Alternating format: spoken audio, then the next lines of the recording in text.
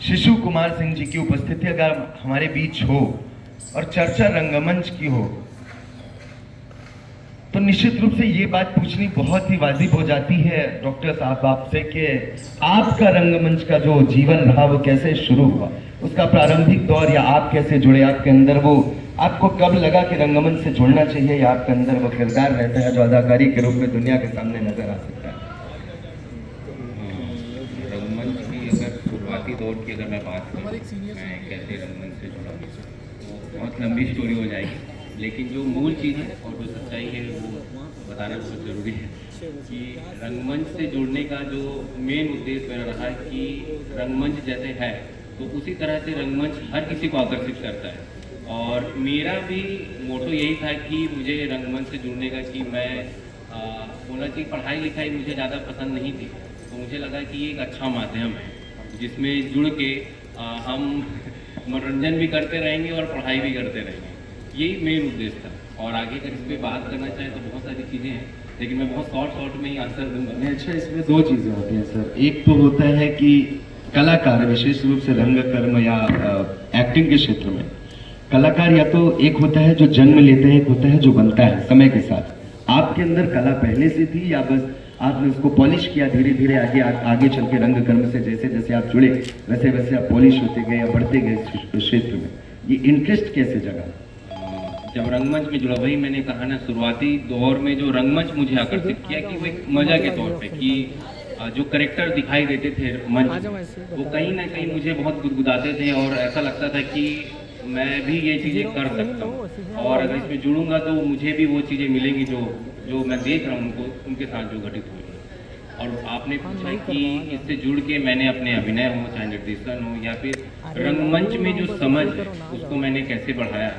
तो रंगमंच के बारे में मैं जो चीज़ें उससे पहले बताना चाहता हूँ कि रंगमंच में जब हम जुड़ते हैं तो हमारा जो जुड़ाव होता है वो मनोरंजन के लिए होता है, लेकिन जब हम रंगमंच में जुड़ जाते हैं तो उसमें एक यात्रा शुरू हो जाती है रंगमंच के साथ। क्योंकि रंगमंच से जुड़ना आसान है, लेकिन जब रंगमंच को छोड़ना बहुत कठिन हो जाता है। तो जब आप रंगमंच में जुड़ते हो तो रंगमंच में आप अपने अंदर की चीज़ों को खोजने लग जाते हो, और जब आप कोई भी नाटक प्रस्तुत करते हो उस नाटक में आप अपने आप को दिखाते हो।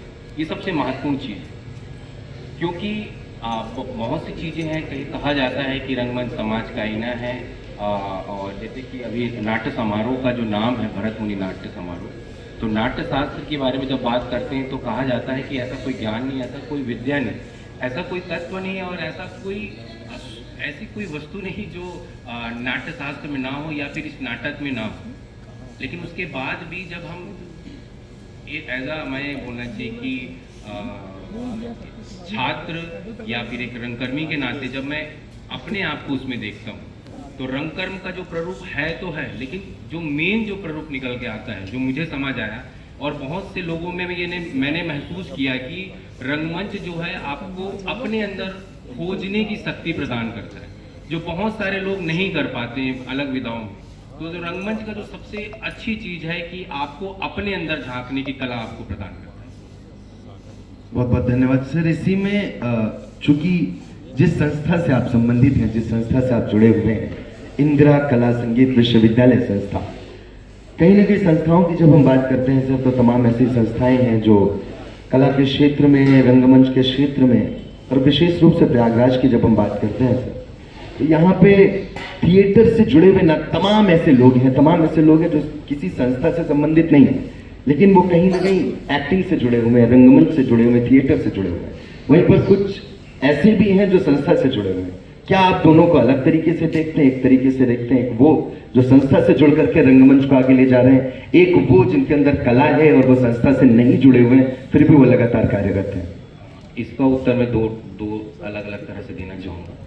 सबसे पहले जब रंगमंच की बात होती है संस्था के लेवल पर, तो अधिकतर हर कोई ये जानता है कि हमको नाट्य विद्यालय NSD जाना है, और वहाँ का एक प्रोसेस जो मुझे समझ आता है, चाहे वो MPSD हो, चाहे वो न्यू दिल्ली का जो NSD है, जब हम इनको देखते हैं तो वहाँ पे जो नाटक का जो बोलना चाहिए नाटक की जो तैयारी है और जो संस्थागत जैसे कि इंदिरा कला संगीत विश्वविद्यालय हो या वर्धा यूनिवर्सिटी हो या फिर अभी जो सर आए हैं सागर यूनिवर्सिटी से, यहाँ पे जो हम नाटक कराते हैं, मेरी हो सकता है वहाँ का कुछ अलग हो, लेकिन मैं ऐसे संस्था से जुड़ा हूँ जहाँ पे हम एक नाटक शुरू किए 1 महीने के लिए, फिर दूसरे महीने हम दूसरे नाटक में लग जाते हैं, फिर तीसरे महीने तीसरे नाटक में लग जाते हैं। लेकिन जब मैं एनएसडी का प्रोसेस देखता हूँ तो उस नाटक को वो साल भर करते हैं।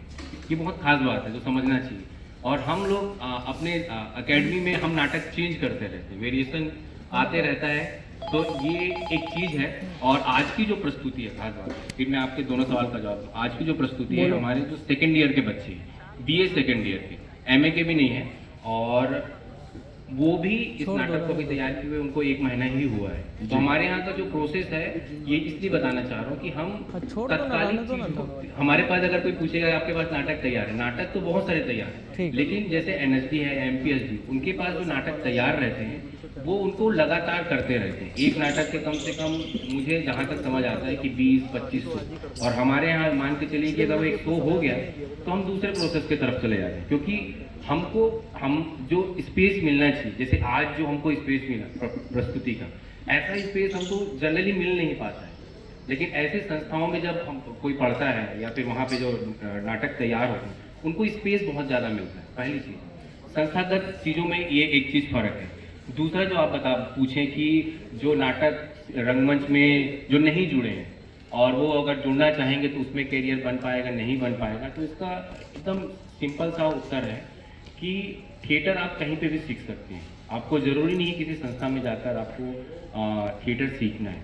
अगर आपको एकेडमिक नॉलेज चाहिए, थ्योरिकल नॉलेज चाहिए, तो आपको एकेडमी में आना चाहिए। थ्योरी के लिए बहुत अच्छा है, लेकिन आपको प्रैक्टिकल नॉलेज चाहिए तो आपको संस्था से बेहतर नॉलेज मुझे नहीं लगता है कि कोई और दे पाएगा। जैसे मैंने बताया ना शुरू में कि एनएसडी एक नाटक को कम से कम 10 से 15 बार प्रस्तुत करती है, और अभी ये हमारा नाटक शुरू है, हो सकता है कि जाने के बाद जस्ट हम दूसरा नाटक पे फिर से लग जाए। उसका रीज़न यही है कि हमको दोबारा करने का मौका नहीं मिलता है।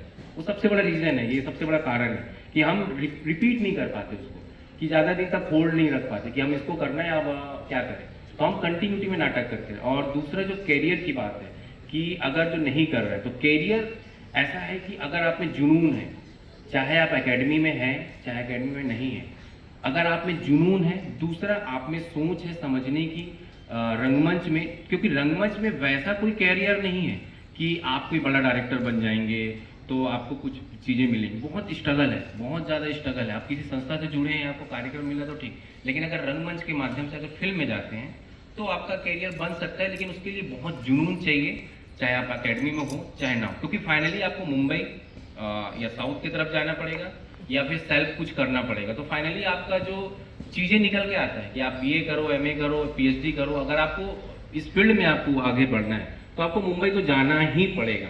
तो सीधी सी बात है कि कोई संस्था आपको नहीं बना सकता, बनाने के लिए आपके अंदर वो जुनून होना बहुत जरूरी है।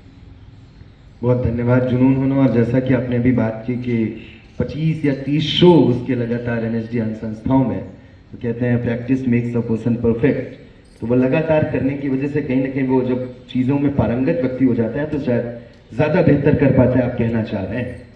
इस खूबसूरत वार्ता के बीच में एक और जो ये नहीं कहना चाह रहा हूँ, मेरा कहने का मतलब है कि उनका नाटक ज़्यादा क्लियरिटी हो जाता है, 1, 2, 3, 10 हो जाता है। हमारा जो शो होता है वो अभी जैसे सर से भी अगर आप पूछेंगे तो वो यही बताएंगे कि उनका शायद शो 2, 3, 4 बार ही हुआ हो, ऐसा है। तो ये आप जब किसी एकेडमी से बुलाएंगे तो वो उतने पॉलिश नहीं हो पाते हैं, लेकिन उनके जो शो हैं वो पॉलिश रहते हैं, कई बार प्रैक्टिस के बाद वो से तैयार होकर आते हैं। और दूसरा उनको हाँ आप नहीं आप कंटिन्यू करें। मैं चूंकि जिस विषय पर हम लोग चल रहे थे तो उसमें एक बड़ा खूबसूरत सा सवाल जो जहन में आता है कि पहले एक समय ऐसा था जहां पर ना पार लाइट्स और स्टेज के माइक्स एंड ऑल वो सुविधाएं नहीं होती थी। आज का समय जहां पर सुविधाएं हैं, लेकिन जो एक अंतर आया है पहले में और वर्तमान में, उस अंतर को आप कैसे देखते हैं? क्योंकि पहले शायद थिएटर में रंगमंच में एक्टिंग या अभिनय जो था वो ज्यादा था, अब ज्यादा है, पहले कम था अब कम है। आप क्या लगता है, सुविधाओं के आने से चीजें बेहतर हुई हैं या अभिनय में कमतरी आई है, या अभिनय ज्यादा महत्वपूर्ण है सुविधाओं की अपेक्षा? सुविधाओं का इसमें कोई रोल नहीं है। सबसे पहले तो हमको ये समझना पड़ेगा, ये माहौल से बनता है। उस समय लोग थिएटर देखने जाते थे, आज हम यहाँ पे बैठे हैं, हमारे पास दर्शक नहीं है, हम सोच नहीं रहे कि किस दर्शक को कैसे बुलाना है। तो सबसे इम्पोर्टेंट चीज़ हमको समझना पड़ेगा। और जो मैं देख रहा हूँ करीब मुझे नाटक देखते हुए, चाहे वो भारत रंग महोत्सव हो या फिर अन्य जो नाट्य समारोह हो रहे हैं, उनमें नाटकों में प्रयोग नहीं दिखाई दे रहे। एक जैसे नाटक आ रहे हैं, अच्छी नाटक आ रहे हैं, कसे हुए नाटक आ रहे हैं। ऐसा नहीं है कि नाटक में कोई खराबी थी, कल भी नाटक बहुत अच्छा प्रस्तुत हुआ। प्रयोग नहीं हो रहे कि दर्शक को वो अट्रैक्ट कर सके कि यार अब मुझे, जैसे अभी मूवी आई धुरंधर मूवी आई, बहुत दिन तक चर्चा चली हिंदी सिनेमा में कि साउथ की मूवी बहुत आगे जा रही है, हिंदी सिनेमा क्यों आगे नहीं जा रहा है? क्योंकि हिंदी सिनेमा एक जैसे पैटर्न पे काम कर रही थी, साउथ वाले कुछ अलग क्रिएटिविटी कर रहे थे, वो दर्शक को खींचना चाह रहे थे। लेकिन वर्तमान समय में जो रंगमंच में जो हम काम कर रहे हैं, हम दर्शक को नहीं खींचना चाह रहे, हम सिर्फ रंगमंच करना चाह रहे हैं। ये सबसे बड़ी चीज है। तकनीक उस समय भी बहुत बेहतर थी, तकनीक आज भी बहुत बेहतर है, दोनों के प्रारूप में कुछ फर्क नहीं है, बस सुविधाओं में फर्क है। लाइट उस समय भी लैंप से जला लेते थे, उतनी ही रोशनी आती थी, आज भी उतनी ही रोशनी आ रही है। तकनीक में कोई कमी नहीं है, बस एक ही चीज की कमी है, दर्शक नहीं है हमको देखने के लिए जो ये कहे कि ये कुछ आपने अद्भुत कर दिया और दर्शक रुके और बोले कि मैं तो चमत्कार देख लिया आज करके। ये चीजें नहीं मिल रही। जैसे धुरंधर देख के लोग निकल रहे हैं और सोशल मीडिया पे तो लोग सोच रहे हैं कि मुझे अब इससे भी बढ़िया मूवी बनानी है, जबकि मैं यहाँ थिएटर करने के बाद ये नहीं सोचूंगा कि अब मुझे क्या करना है करके। ये जो दिक्कत है, तकनीक की दिक्कत नहीं है। सबसे पहले हमको यही समझना है, हम तकनीक कर रहे हैं, ये दर्शकों की दिक्कत है। दर्शक मांग ही नहीं कर रहे हैं कि हमको थिएटर आप उस तरह से दिखाओ, उस तरह से दिखाओ। क्योंकि आप जब दर्शक मांग करेंगे तो हम भी कोशिश करेंगे कि मुझे ऐसा करना है, मुझे नया प्रयोग करना है। क्योंकि नाटक एक जैसे आ रहा है, उसी पैटर्न पे जो पहले के नाटक लिखे थे, आज जो टेक्निक हम यूज कर रहे हैं, पहले बहुत मैं तकनीक को बहुत ज़्यादा इंपॉर्टेंस देता हूँ रंगमंच में। और मैं हमेशा कहता हूँ, अपने विद्यार्थियों से भी कहता हूँ और जो मैं जिनसे भी मिलता हूँ उनको बोलता हूँ कि आप जितना हो सके गलतियां करो, जो तकनीक बने हैं आप उसके पीछे मत भागो, आप हमेशा नया तकनीक यूज करो। जैसे कि अभी मेरा जो नाटक होने वाला है वो हिंदी में था, लेकिन मैंने उसको छत्तीसगढ़ी में प्रयोग किया। हो सकता है बहुत से लोगों को अच्छा ना लगे, लेकिन मैं कहता हूँ गलतियां करो, कुछ तो निकलेगा, आपको कुछ नया सीखने को मिलेगा। मैं लाइव पहले भी करता था, लेकिन जब मैं कोई भी काम करता हूँ मैं गलतियां करने की कोशिश करता हूँ। आप जितनी गलतियां करोगे उतनी चीजें सीखोगे। तो कोई गलती नहीं करना चाह रहा, हर कोई परफेक्शन में नाटक लाना चाह रहा है, एक जैसे नाटक आ रहे हैं, तालियां मिल जा रही है, लोग चले जा रहे हैं। तो आप जब तक नई चीजें नहीं लाओगे तो रंगमंच को हम मुश्किल है थोड़ा सा उस लेवल पे पहुंचा पाना। चूंकि आपने तकनीकी की बात की तो अभी विगत कुछ दिन पूर्व मैं इस विषय पर पढ़ रहा था, म्यूजिक और लाइट, इनका एक बहुत बड़ा योगदान होता है जब हम थिएटर करते हैं या कोई भी, अगर हम सिनेमा भी देख रहे हैं, हिंदी सिनेमा या कोई भी सिनेमा देख रहे हैं, अगर एक डेथ सीन चल रहा हो या थिएटर में या स्टेज पर या सिनेमा में, और उसके बैकग्राउंड में अगर कोई एक ऐसा गाना बजा दिया जाए तो जो थोड़ा सा फनी हो, तो पूरा का पूरा एक उदास भरा सीन, सैड सीन, वो फन मूवमेंट में कन्वर्ट हो जाता है। क्या आपकी नज़र में कितना महत्वपूर्ण है वो लाइटिंग, वो थिएटर करने के दौरान वो म्यूजिक, वो सेट पर जो चीज़ें तकनीकी रूप से प्रयोग होती है? इसको समझाने के लिए मैं थोड़ा कुछ फिल्मों का सहारा लूँगा। थिएटर में समझाना थोड़ा सा कठिन है। आप जैसे अभी कंतारा मूवी है, कंतारा मूवी से आप अगर म्यूजिक निकाल दोगे तो म्यूजिक हमारे पूरी फिल्म बकवास लगेगी, पूरी की पूरी फिल्म आपको बकवास लगेगी। धुरंधर मूवी से आप म्यूजिक निकाल दीजिए, पूरी मूवी बकवास लगेगी। उसी तरह से रंगमंच में अगर उस तरह से, और वही चीज़ फिर से मैं रिपीट करना चाहूँगा, नया प्रयोग नहीं हो रहे। जैसे कि एक मूवी है, कौन सी मूवी थी, क्या नाम है उसका, नाम याद नहीं आ रहा है, या फिर शाहिद कपूर की कौन सी मूवी आई थी जिसमें वो जस्ट अभी उनको सुपर हिट हुआ था, तो नाम याद है आपको? शाहिद कपूर की, चलिए छोड़िए कोई बात नहीं, फर्जी वेब सीरीज आई है। रणवीर कपूर की एक मूवी थी, कौन सी मूवी आई थी? एनिमल मूवी, जो उसका बहुत अच्छा उदाहरण है जी। एनिमल मूवी में आप अगर एक्टिंग प्रोसेस को समझना चाहेंगे, एनिमल मूवी में रणवीर सिंह एक नॉर्मल सा कैरेक्टर लेके आ रहा है, लेकिन उसके पीछे का जो बैकग्राउंड है म्यूजिक का, जो इतना हाईलाइट होके आ रहा है, इतना पावरफुल हाईलाइट होता है। उसी तरह से जब आप रतन थियम के प्ले देखते थे, उनके प्ले में म्यूजिक आप जब देखेंगे तो आप सीन भूल जाएंगे, म्यूजिक आपको इतना रोमांचित कर देगा। सेम आप उस मूवी में देखो, एनिमल मूवी में जब वो आ रहा है बंदूक लेके, आप दर्शक रोंगटे खड़े हो जा रहे हैं। सेम आप जब रतन सीएम की मूवी देखो, सॉरी प्ले देखोगे, सेम चीजें आपको दिखेगी कि म्यूजिक किस लेवल पे प्ले को उठाने का काम करता है। और एक और बहुत महत्वपूर्ण चीज़ है जो समझना पड़ेगा, जब हम नाट्यशास्त्र पढ़ते हैं और जब हम वेस्टर्न ड्रामा के जो निर्देशकों के काम पढ़ते हैं, खासतौर पे एंथोन चेखव हो गया या गेर्डन क्रेग की बात करते हैं, उनके जब जो तकनीक है, खास तौर पे जब वो म्यूजिक और सेट को जब यूज करते हैं अपने साथ, वो बताते हैं कि आप सेट को कैसे यूज करना है और आपको म्यूजिक को कैसे यूज करना है। और वो अंत में एक बात बोलते हैं जो सबको समझना चाहिए, जितने भी निर्देशक हैं सारे लोगों को समझना चाहिए कि वो ये बोलते हैं ये मेरे लिए था। आप जब काम करो तो आपको किस तरह से आपको समझ आता है म्यूजिक, आप किस तरह से म्यूजिक को यूज कर सकते हैं, वो समझ के लिए आपको समझ आ गया होगा। बहुत बहुत धन्यवाद सर। और चूंकि यह सत्र बहुत लंबा चल सकता है, अगर वार्ता की जाए तो निश्चित रूप से बहुत लंबी वार्ता की जा सकती है। अभी कल गिरीश कर्नाड जी का प्ले हुआ हया बदना, जो स्वयं में एक बहुत अच्छे एक्टर हैं, फिल्मों में भी बहुत काम किया उन्होंने, बहुत अच्छे लेखक भी हैं। आज आपका प्ले है बकरी, सर्वेश्वर दयाल सक्सेना जी का, जिसका निर्देशन आपने किया है।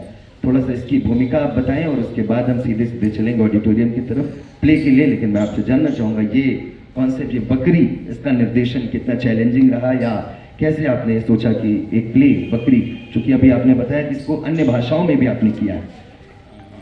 नाटक की जो शुरुआत मैंने जब की हिंदी में था, तो मैंने कोशिश किया कि इसको छत्तीसगढ़ी में करते हैं। और हमारे यहाँ अन्य प्रदेशों से भी बच्चे आते हैं, तो हमने ये प्रयोग किया कि इसको, क्योंकि जिस तरह से बकरी नाटक लिखा गया वो लोग से रिलेटेड करता है, और अगर इसमें जब तक हम लोक वाली चीज़ें नहीं डालेंगे तो उसको शायद उतना जीवंत नहीं कर पाएंगे। तो मुझे ऐसा लगा कि एक लैंग्वेज जो होता है वो आपको बहुत ज़्यादा कनेक्ट करता है। तो मुझे ऐसा लगा कि छत्तीसगढ़ी नाटक छत्तीसगढ़ी में इसको कन्वर्ट किया जाए, और हो सकता है कि कुछ अच्छा रिजल्ट आ जाए ना भी आए, लेकिन प्रयोग करना चाहिए। तो मैंने इसलिए इसमें ये किया। दूसरा चीज़ है कि ये जितने भी बच्चे हैं, सारे बच्चे second year BPA second year के, तो ये सीख रहे हैं, अभी इनका प्रोसेसिंग चल रहा है और आगे जाके ये आगे बढ़ेंगे। तो बाकी चीज़ें जो है नाटक के बारे में वो आपको नाटक देखने के बाद में ही समझ आएगा, ज़्यादा मैं कुछ नहीं कहना चाहूँगा, बस। बहुत बहुत धन्यवाद। तो रंगमंच पर ये जो चर्चा रही है, निश्चित रूप से बहुत ही सार्थक बातें आपने की, आपका बहुत बहुत आभार, बहुत बहुत धन्यवाद। आपके निर्देशन में आज हम बकरी, सर्वेश्वर दयाल सक्सेना जी द्वारा लिखित नाटक अब से कुछ देर में देखने जा रहे हैं। आपकी हर चर्चा हेतु, आपका समय हेतु मैं आपका बहुत बहुत धन्यवाद उत्तर मध्य क्षेत्र सांस्कृतिक केंद्र की ओर से बहुत आभार व्यक्त करता हूं। अब से कुछ देर में हम जुड़ेंगे ऑडिटोरियम में सीधे सीधे इस नाटक के साथ। तब तक के लिए आप सभी का बहुत बहुत धन्यवाद, बहुत बहुत आभार।